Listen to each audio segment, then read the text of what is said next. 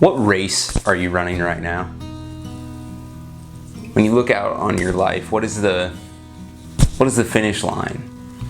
What is it that you're focused on getting to and getting through?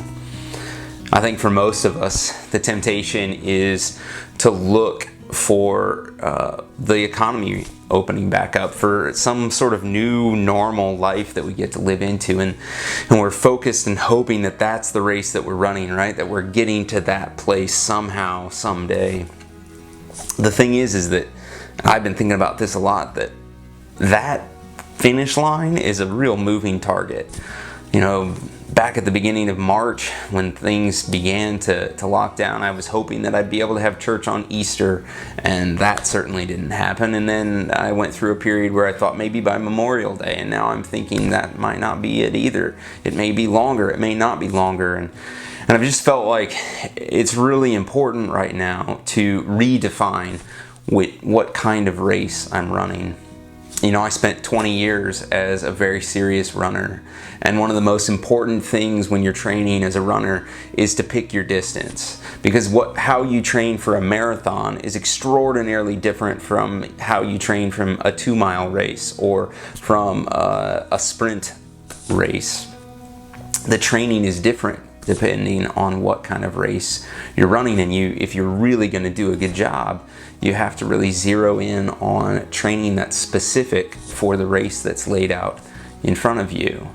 And I think the finish line for me, the finish line that I'm really focusing on now, really has nothing to do with getting through the pandemic. It really has nothing to do with figuring out how to survive until I get back to normal life. I've really felt like I need to focus on now and my character and my interactions with my family, my interactions with the people that I minister to as pastor, my interactions that are right in front of me, and those things need to be the race that I'm running. And that really changes the kind of training, right? It really changes the way that I approach things. It really changes the way that I interact with the world around me. It changes the way that I think about this crisis. Because if that's the race and it's just something to get through, you're a bit doomed. Because it's completely outside of your control whether the economy opens back up on June 1st, July 1st, whether there's a second wave in the fall, how many people pass away, how many people you know struggle with severe symptoms. All of those things are beyond your control. They're all races that you can't actually run. Races that you can't train for. When I look at my life though, I look at my boys, and I have an enormous amount of control on how I run that race, on how I prepare for that race.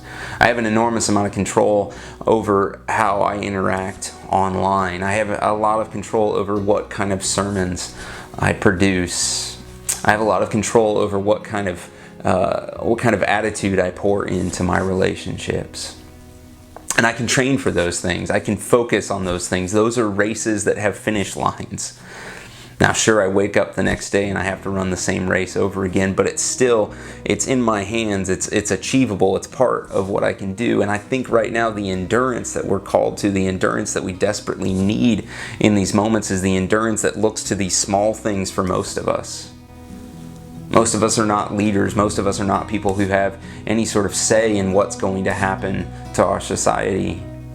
I think the endurance we need is an ability to focus on things that are noble, an ability to focus on producing and pouring into our relationships things that are pure and beautiful and kind and gracious.